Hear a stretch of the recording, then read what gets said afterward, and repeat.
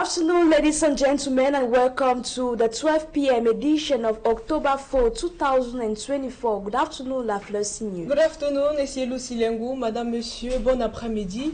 Merci de nous retrouver pour cette nouvelle édition du journal. Ouvrons donc ce journal avec cette découverte macabre. Le corps sans vie d'une citoyenne camerounaise retrouvée dans son appartement situé dans une banlieue parisienne en France. Selon les informations relayées par les médias français, la jeune femme d'une quarantaine d'années aurait été assassinée par strangulation. Les circonstances exactes du décès restent jusqu'ici inconnues. Écoutons le reportage signé Josiane Gok et Gladys Sidi.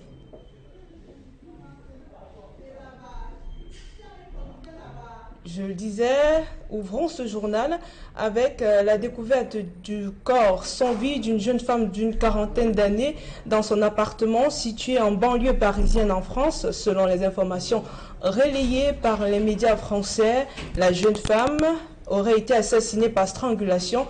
Les circonstances de son décès ne sont pas encore déterminées. Écoutons.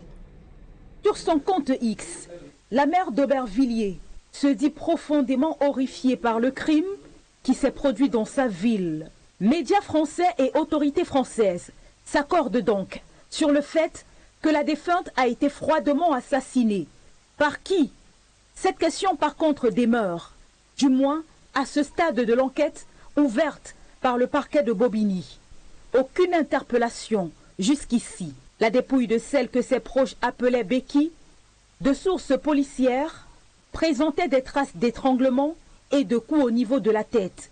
Des éléments d'enquête révèlent que c'est l'une de ses amies qui a signalé sa disparition inquiétante. Fait curieux, dans le même immeuble où la dépouille de Becky a été retrouvée, la police était intervenue plus tôt en après-midi après des plaintes de voisins qui signalaient une femme violentée. Une intervention de la police infructueuse qui est repartie sans avoir retrouvé la femme violentée, encore moins ses agresseurs. Qui a tué Becky?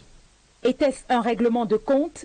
De nombreuses interrogations sont soulevées suite à ce décès tragique. La mère d'Aubervilliers exprime tout son soutien à la famille de la victime dans cette épreuve. L'ambassade du Cameroun en France n'a pas réagi sur le décès de cette compatriote âgée de 40 ans. L'enquête a été confiée à la brigade criminelle de la police judiciaire parisienne. Et puis, plusieurs commerces partis en fumée au quartier Olézois à Yaoundé suite à un incendie ravageur qui s'est déclaré la nuit d'hier en feu de journée. L'origine de l'incendie reste encore inconnue, mais l'on note déjà plusieurs pertes matérielles. Écoutons ce reportage signé Emmanuel Job et Marcelin Ganson. C'est la débandade totale et le sauve qui peut. Qui avec un matelas, qui d'autre avec un meuble ou tout autre objet récupérable. C'est que cet incendie s'est déclenché avec une violence inouïe, créant un vent de panique générale parmi les habitants et les commerçants installés sur ce pan du quartier Olézois.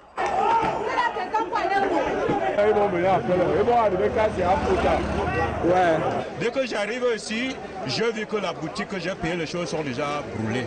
En peu de temps, les flammes ont été sans pitié pour les occupants des lieux, favorisés notamment par le fait que tout, ou presque ici, est en matériaux provisoires. L'endroit est aussi réputé pour la fabrication et la vente de tout ce qui est ameublement et matériel de couchage. Autant de facteurs qui ont favorisé la propagation des flammes, qui n'ont également pas épargné les installations électriques.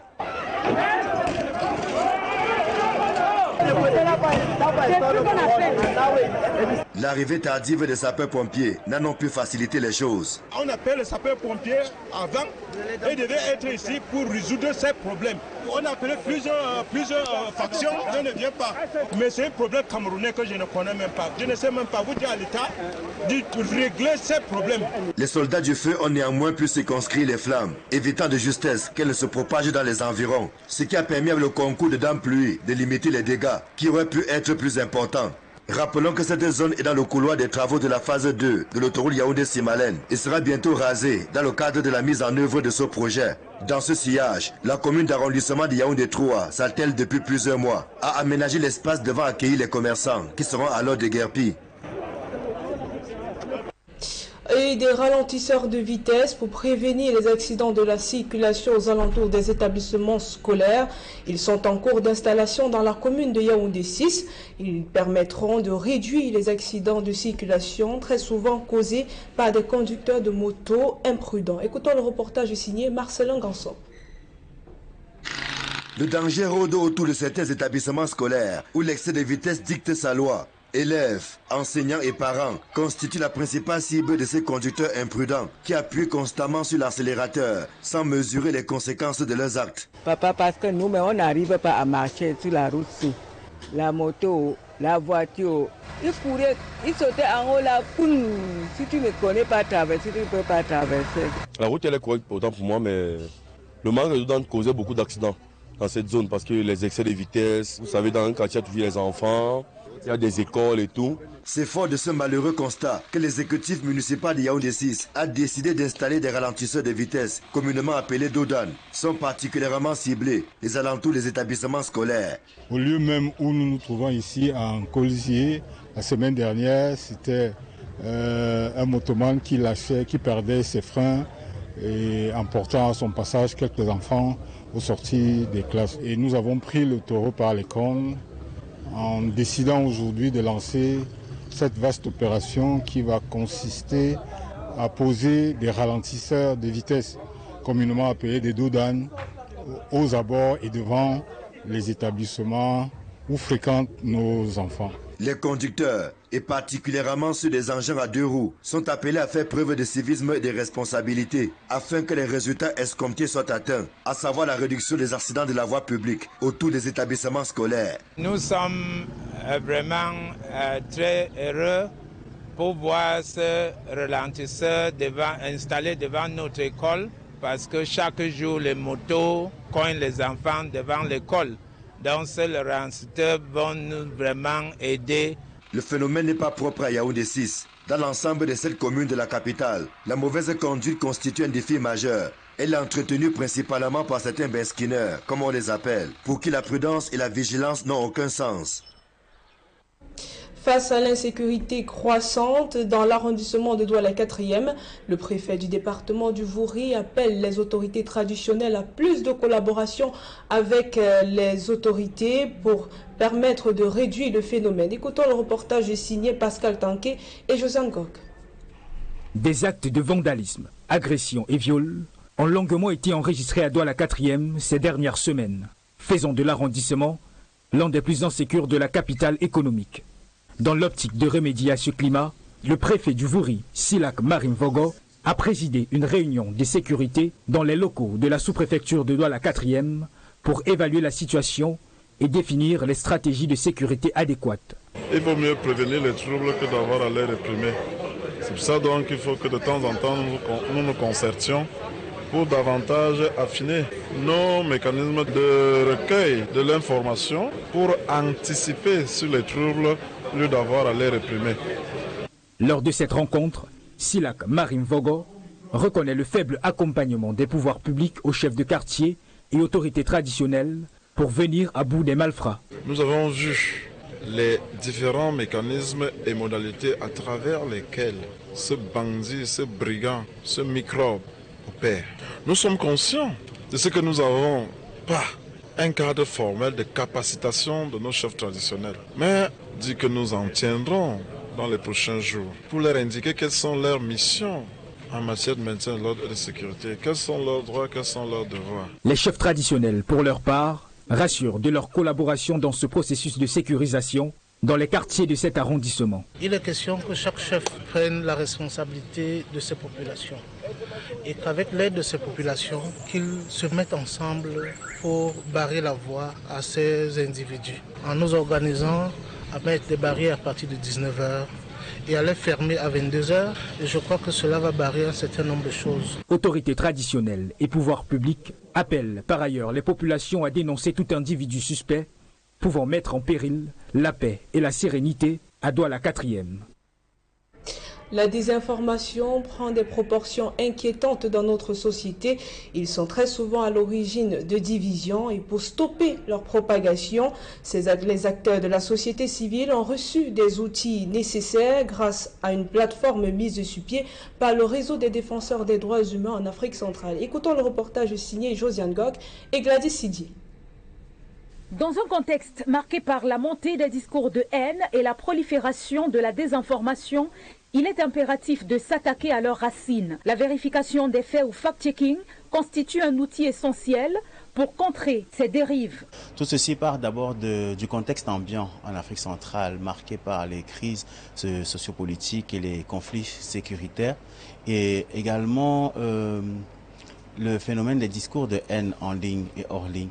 Aujourd'hui, il est très urgent pour les défenseurs des droits humains, les journalistes, les activistes, les militants de la démocratie, de s'outiller pour assurer leur présence en ligne, mais également se protéger efficacement dans ce contexte-là. Le réseau des défenseurs des droits humains en Afrique centrale, REDAC, a mis en place une formation ciblée afin de renforcer les capacités en vérification des faits. Cette initiative permet de développer une résistance collective face aux fausses nouvelles. Parce qu'une chose, comme vous le savez, la désinformation va 3 fois plus vite que la bonne information. Et donc, si on ne constitue pas une sorte de communauté critique autour de la publication des debunking, ça sera très difficile de tordre le cou à la désinformation. On essaye d'abord de faire un tour dans le contexte et les méandres de la désinformation, notamment les questions d'approche notionnelle et conceptuelle, pour permettre donc aux participants déjà de s'imprégner des rouages de la désinformation, parce que c'est un domaine de plus en plus très grand, très vaste, et ça prend des ramifications.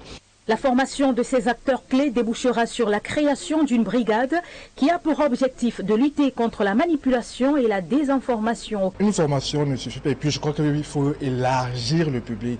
C'est toujours bien de commencer par les professionnels des médias, de la communication, et puis après nous maintenant, avec la brigade qui va être mise sur pied, maintenant de diffuser cette formation à travers nos réseaux sociaux. La vérification des faits implique un processus rigoureux de validation de la véracité des affirmations et de l'exactitude des données relayées par des médias ou des personnalités publiques.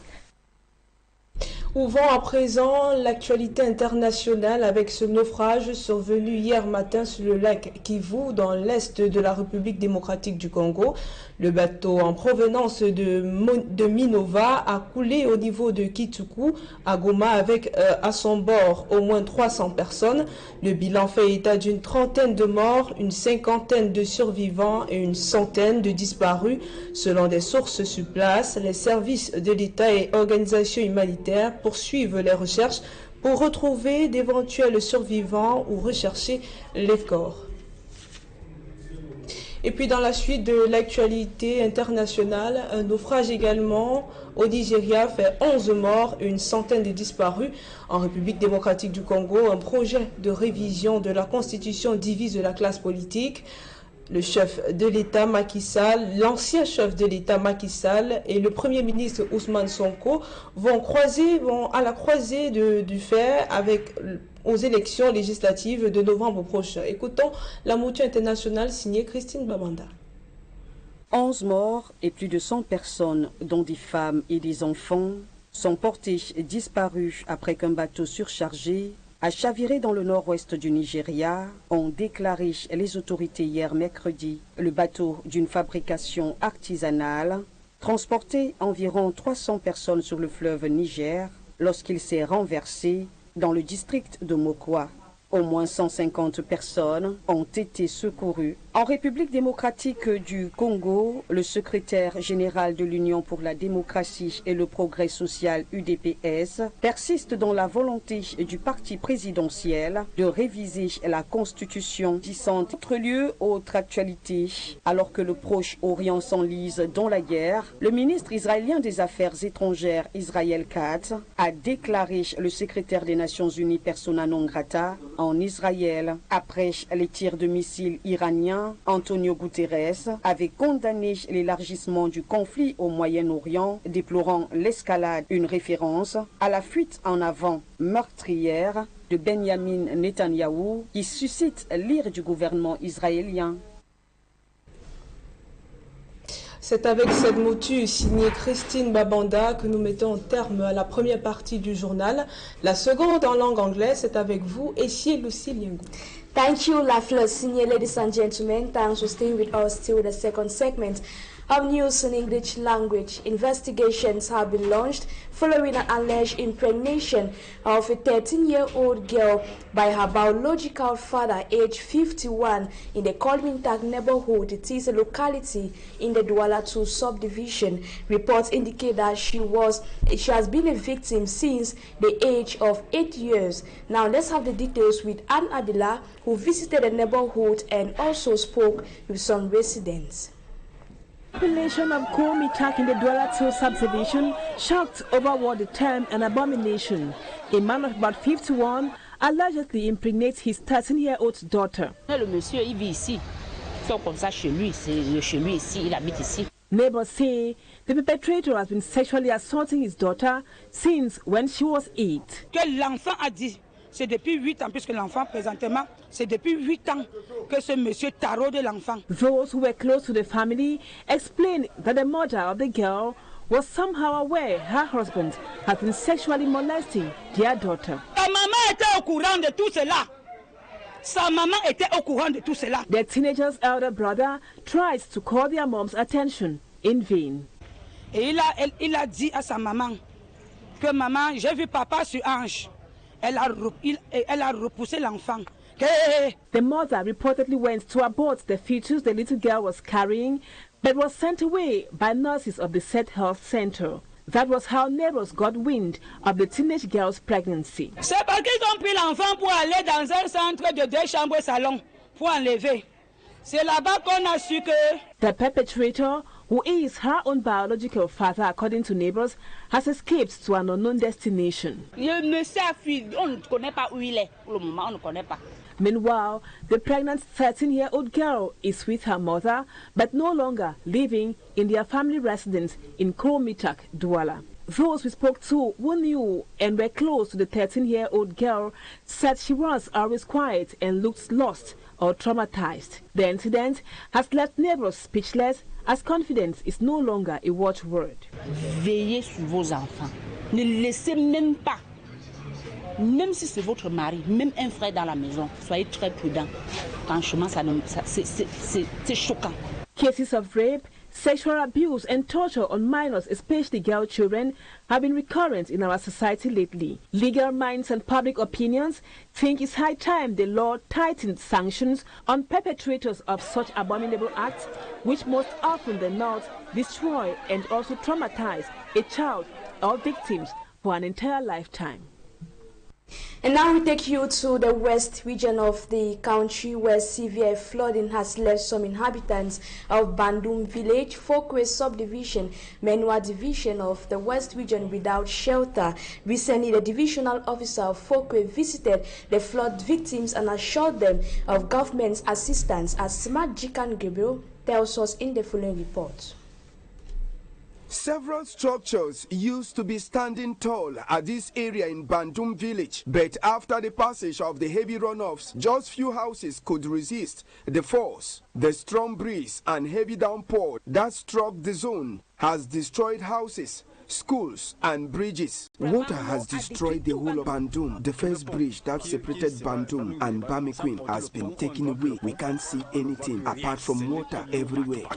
Without a clear passageway, the water provoked landslides that has rendered many families homeless. The victims didn't only lose their properties, but also administrative documents. I lost all of my documents. Identity cards have been taken away. Important documents, books and pens are all gone. If Bandung village was badly hit by the floods, they are not the only one nature was against. For Mopia, Ndunde, for Chufe and Safe weren't left untouched. Some villages in Sancho subdivision were also touched by the floods, with about 90% of houses destroyed. The divisional officer and mayor of Fokwe were on the ground to evaluate the losses. The mayor and myself thought it wise to come and cry with you and also give feedback to our hierarchy. For them to arrive the zone, part of the journey was on foot and another on commission motorcycles. Thank God some houses are still standing. I beg on those whose houses are up to help the others. Without shelter, the victims are expecting aid from the government and people of goodwill.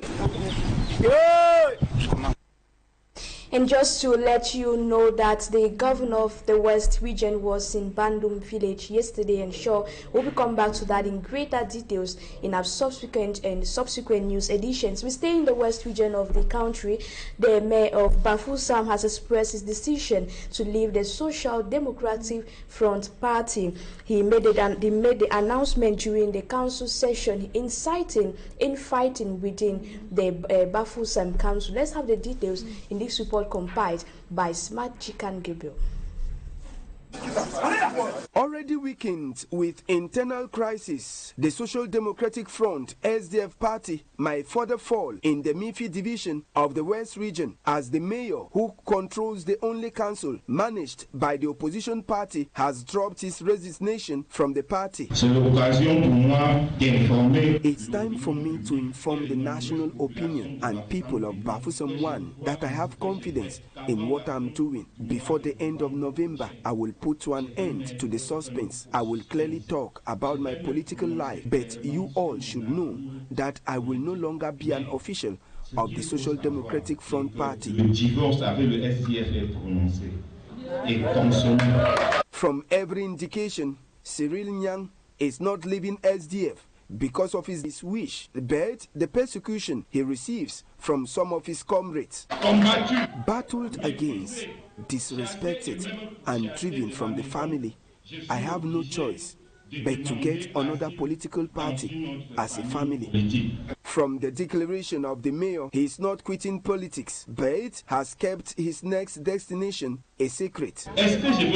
Will I remain in the opposition or try another experience?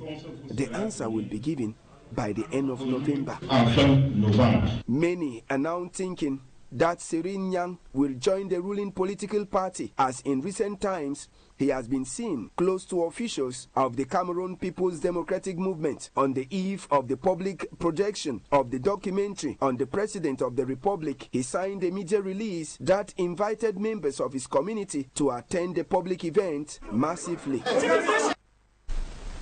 And now in other news, since July 11, 2024, authorities of Douala have taken significant steps to manage the commercial bike transport sector. A deadline has been set, and riders with identification jackets will have their bikes seized, as Sidi Chakutio spoke to some bike riders on the challenges they are facing during the registration process. Mobile Bonakanwa here in Akwa Douala 1 subdivision, some commercial bike riders can be seen without identification jacket as demanded by local authorities. They still complain of the process of identification, which according to them is still very slow. What we are facing is not really defined, because what we are facing is just that we have arrived since, and we are facing a type of disorder we don't understand where it's coming from. They say that we should come and enroll ourselves. So the fact that we are here to enroll ourselves, I think is enough. Then the disposition that they have to take to put people in order is not for us. Those that have invited us, they have to take those dispositions. So we did not meet it, and it's very sad. The situation is very sad. On the field, municipal authorities are there to sensitize these commercial bike riders on the importance to be identified. Donc, comme on s'est rendu compte que beaucoup il y a l'affluence, on vient encore sur le terrain vous expliquer davantage de quoi il est question. Payez vos impôts libératoires, ayez vos documents, évitez les zones réglementées ou bien interdites si vous n'avez pas tous vos papiers. They say for one to ride in the city of Douala, he has to be identified by an identification jacket of his area. They also insisted on the limits each bike rider has to respect while walking. Dans deux églises, tout le long jusqu'à Mobile Bonakwa. From those églises to Mobile Bonakawa on the right side, coming from Mobile Bonakawa, it is prohibited. Jusqu'à feu rouge, tout ça, c'est libre de circulation.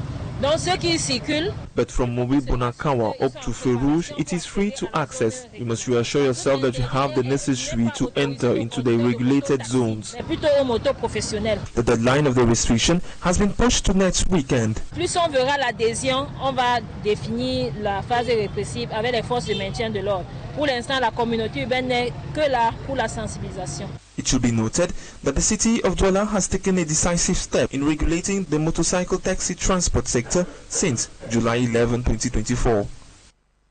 Meantime, prices of basic commodities continue to skyrocket in market.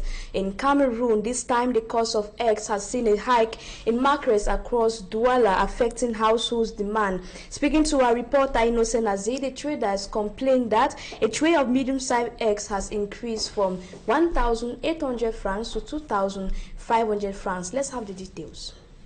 No longer buy eggs in the market smiling like before because of skyrocketed prices. This retailer says a tray of eggs used to sell between the cost of 1,300 francs and 1,800 francs. Today, it is between 2,300 francs and 2,500 francs CFA. If wholesalers supply them a tray at the cost of 2,300 francs, they are compelled to sell at 2,400 francs to gain 100 francs. Thus, if they don't do so, they will gain nothing. This situation puts the eggs business on the back of a snail, as households with low income have removed their eyes off it. An egg is now 100 francs instead of 75 francs. Household consumption has dropped, so I don't command much. Restaurant operators, who also suffer the price hike, disclosed that some favorite customers who cannot afford a plate of fried eggs with sardine wave them goodbye. When you tell a customer 2 eggs fried with sardine is now 600 francs instead of 500 francs, they exclaim and go away. Others stay. I was buying a tray of big eggs at 2,200 francs, but now I buy at 2,700 francs. 2700 la viole. None of these ex-vendors has been able to comprehend why the prices skyrocketed. Parce que moi-même je demande aux fermiers que mais comment les gens ne font qu'augmenter chaque jour. Et il n'y a même plus les clients comme avant. La vente a diminué. This would have been favorable if demand for household consumption was high. Unfortunately, that is not the case as it has dropped.